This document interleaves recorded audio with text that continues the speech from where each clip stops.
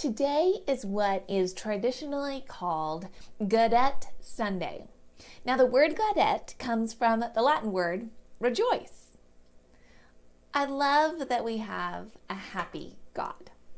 Like that our God is a God of humor and fun and delight. A Lord, a God that wants us to enjoy ourselves. And there are so many religions out there that are somber, yet we have a God. We've chosen to trust a God that is fun. Now, as a woman who did not grow up participating in the ritual of Advent, it's been an adventure to research and find out how to implement the tradition. Because, there's so many different ways that this is done. So if you've done Advent and I've labeled the candles different from what you've traditionally done, well, I'm sorry. I'm sorry. Just stick what you know. And hopefully the things I share will partner and harmonize with what you've got going on. Okay, so in many denominations, you'll find that the color of each of the Advent candles are purple, except the third one. So some say that the purple is used in the candles because it represents royalty. So purple was an expensive dye back in the day, and usually only the royalty would wear the color.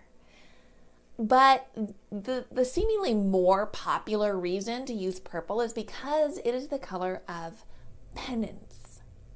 So the Oxford Dictionary defines penance as voluntary self-punishment, inflicting as an outward expression of repentance for having done wrong, or a Christian sacrament in which a member of the church confesses sin to a priest and is given absolution. So many denominations, they'll have a bit of a somber tone as they go through the rituals of Advent. Confession, fasting, and repentance being like a tone of the candle lighting. But the joy candle, it's a different color. The third candle, the joy candle, is usually pink, a very marked difference from the self-punishment, right? And when there's fasting involved in the Advent rituals, this particular Joy Sunday, there's this break from the fast to symbolize the joy and the gladness of the promised redemption. So today, we light the third candle of joy, the shepherd's candle, it's also called. The shepherd's candle. It was the shepherds who received the message, like the clear and very loud message from angels saying, I bring you good news of great joy that will be for all the people. Christ is good news for all the people, all humanity, right? I'm super excited to explore the topics of joy and the shepherds with you this week. I love how the Passion Translation, it expresses Psalm 16:9, saying, my heart and soul explode with joy, full of glory. Even my body will rest confident and secure. So today, as you light the shepherd's candle of joy, I pray that the celebration of Jesus redeeming you will be so very real in your soul, in your mind, and your emotions and choices that you'll be able to experience a sweet encounter of celebration. Did you know that Christmas means celebration? Mass is celebration, and Christ. So Christ must. Celebration of Christ. All right. I don't know if you have seen, but in the material section at the beginning of this course, I added a link to a prayer, some prayers and ways that you can actually implement this with the family. And so I wanted to just read a little bit from the prayers of this week's, the Joy Candle.